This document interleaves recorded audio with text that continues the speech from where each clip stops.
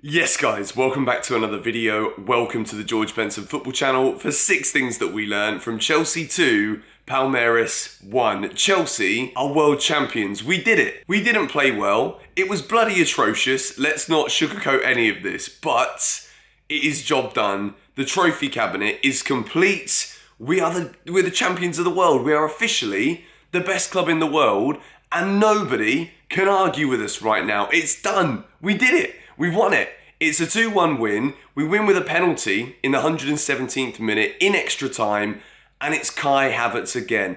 I've been saying it for weeks. This guy is just ready to cook. Yes, it wasn't the standout performance that we're all going to remember, but it's that goal again, another goal scored to win us a trophy, the one that has eluded us since 2012 when we lost to Corinthians in Japan. We've always wanted this one. It's been the final piece of the jigsaw. It's the 21st trophy we've won under Roman Abramovich. He was there in Abu Dhabi watching Chelsea do it. And at the time of me recording this now, I want to get this video not only out for you guys to enjoy so that we can revel in this glorious moment that is Chelsea being champions of the world. I can't believe I'm even saying it, but it's true. It's official. We got it done. And let's be real. We didn't play very well. I wouldn't even say we deserved it, to be honest, because Palmeiras seemed to, from minute one, Chelsea started actually quite well. For the first 5 minutes of the game, we looked decent. We looked like we were up for it. But then all of a sudden, it's as if we got tired from leaving the hotel room. And then by the time the game actually came around, it was kind of like we're just ticking over a little bit because we were there. It was almost like it was a testimonial. And Palmeiras were giving it absolutely everything. So I want to say, massive credit to Palmeiras. We understand that this competition, this trophy means so much to South America because they've got this wonderful heritage of football in this part of the world in terms of countries, successful countries. But as for the clubs, it's kind of difficult for them to compete with the European giants. Over the years, it's been a struggle. Corinthians obviously won it in 2012, but usually it's the European teams that come away with this trophy. And finally, we can say that Chelsea are the champions of the world. If you are not yet subscribed to the George Benson Football Channel, I'd love to ask you to do so. And if you could also hit the like button on this Club World Cup final 6 things we learned video, then I will be a very happy man. But obviously, with the victory, I've just said that throughout the entirety of the game, it didn't really feel as though we deserved to win. It also didn't feel as though we treated it in terms of all of the 11 players. And even the substitutions at the time, I'm thinking, does this even feel like a final that we're desperate to win? Does it feel as though it's one of those potentially once-in-a-lifetime matches for some of these players who there's no guarantee that Chelsea will win the Champions League again to ever be in a position to be able to compete for this trophy again for these players on the pitch. You never know. So it's a once-in-a-lifetime game. And at times I'm just like, do we want this? Do we really want this? But at this moment in time, it's kind of difficult for me because I'm just buzzing. You know, at the end of the day, we're going to see Chelsea lift that trophy. As soon as I turn this camera off, we're going to see him lift the trophy, and then you've probably seen it, and then you've come to watch this video. So thank you if you're still sober enough to enjoy. But I'm going to begin box number 1 with a green box for Kai Havertz, because even if individual performances are not, well, if you want to talk about the performance and not define it by one moment, sometimes in a final where all you've got to do is win and lift the trophy, and then we can forget to an extent about the nature of how well we played. Kai Havertz has gone and bloody won another trophy for Chelsea with an emphatic spot kick. It is a brilliant penalty. At one stage, when the referee's checking it, it gives the penalty. I'm thinking, no Jorginho, no Mason Mount, Lukaku's off the field. Who's going to take this penalty? You see Azpi is kind of like hovering around the penalty spot. I'm thinking, surely Azpi's not going to take it. But Kai Havertz is obviously very, very good in these situations. He doesn't really feel that pressure. For a man of his age, it's a big, big moment. He knows that in terms of Chelsea folklore, he's already got his name written down in that book forever, or as an NFT, whatever it's going to bloody be in the new world that we live in. But now, he was the man who scored the goal that completed our trophy cabinet. You know, there are some teams around the same neck of the woods as where we're all from, and they can't win even the smallest of trophies for love nor money, let alone to call themselves the champions of the world. And Kai Havertz scored that goal, and now we have officially won it all. And a man who has won everything. He's box number 2. In fact, no, we're going to wait. We're going to save it. Box number 2 is just the bloody Club World Cup trophy. We have done it. We have ticked it off, no matter what the fashion of the victory is. This one, I was so nervous for it. In the build-up to this season, the moment we win the Champions League, you don't really understand just how big it can be until the Super Cup is done, until the Club World Cup is done. And then as a result of winning that Champions League, to now have 3 finals that we've won as a result of winning that one trophy last year when Havertz scored that goal to create the best day of my life. We have now got another trophy.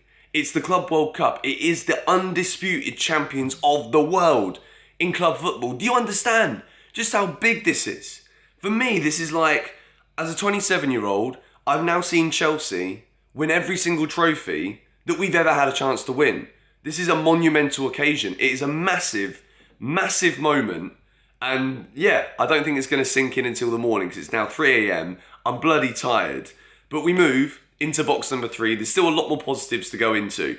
But I'm going to give a yellow to Lukaku. I want to be on a buzz here in this video today. Lukaku scores a wonderful goal.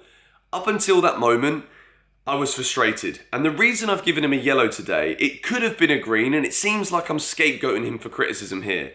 But I want to make a point very, very clear. It's only a yellow. Yes, he scored the goal that if he didn't score that goal in normal time, we'd have lost the match. I get it. But Chelsea are not playing to Lukaku's strengths. We are not giving him the ball in the right areas. We are not getting the ball to him enough for a start, and that needs to change. We can complain all we want about his first touch hasn't been good enough. He doesn't look interested, but he's still not getting the ball. And when he did get the ball, because Callum Hudson-Odoi put it on a plate for him at the beginning of that second half, he scores a bullet header, and that is what he can do. So I'm wearing a yellow shirt. Lukaku's a yellow box because it wasn't the best performance from him overall. But now that the trophy is won, we can not scapegoat him. We can enjoy this moment. And Chelsea need to find out a way that we can play better to this guy's strengths. After what I saw tonight, impotency going forward, I think was the word, again, that I've used frequently this season, but I'll use it again. We've got to start making the most of the man that we've got there because it's a wonderful header, great goal, but overall, we are still not doing enough to satisfy this man on the field for Chelsea. But we move into box number 4, and I think one of the only players throughout the whole of the time that he was on the pitch who I think actually gave everything in the sense of chasing after everything, trying to make something out of nothing, to get shots away. Christian Pulisic. I thought Pulisic played very, very well. He was getting into good positions, had a couple of really good opportunities, just like he did in that Champions League final where it just goes wide of the post. But I think Pulisic worked so hard. I thought he was trying to get involved as much as he possibly could. I like the fact that at times when maybe he could have passed, he was being selfish, you know, because he said it this week. He said he wished he got the opportunity to play against Al Hilal, but he didn't. So now he gets given that opportunity, gets probably a lot more minutes than he thought he would have done when he saw he was on the bench, and I think he took his opportunity. I think he worked hard. I think he caused trouble for Palmeiras at a time where throughout the entirety of the match, there wasn't that much urgency from Chelsea. We didn't look sharp. We didn't look ready with ideas going forward. But Pulisic gets himself in the way all of the time. I thought he worked very hard, had good attempts on goal, and I thought he was fantastic. But we move into box number 5. Azpilicueta has won everything there is to win in a Chelsea shirt.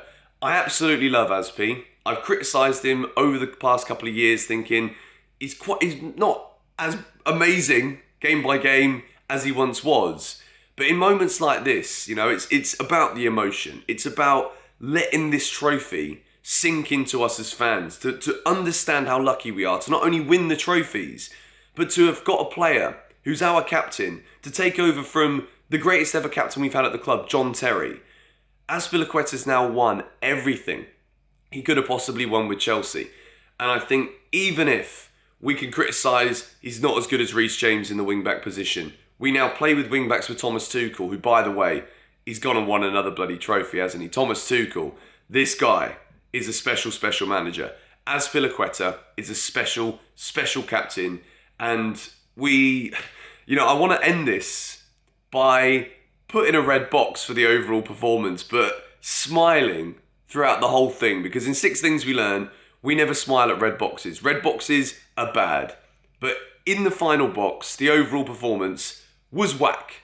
But we got the job done. Box number 2 was the trophy. Thomas Tuchel.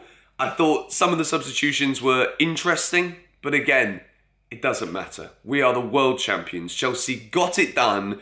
It's the weirdest one I've ever had to do to win a final because I really didn't enjoy watching any of it. From minute 1 to minute 117 was incredible. The last 4-5 minutes, absolutely immaculate, immense. I love this football club. I love you guys. Thank you so much for watching. Let me know the 6 things that you learned from this game in the comments down below. But we've won it all. We have won the bloody lot. I'll catch you guys tomorrow. Come on, you Blues.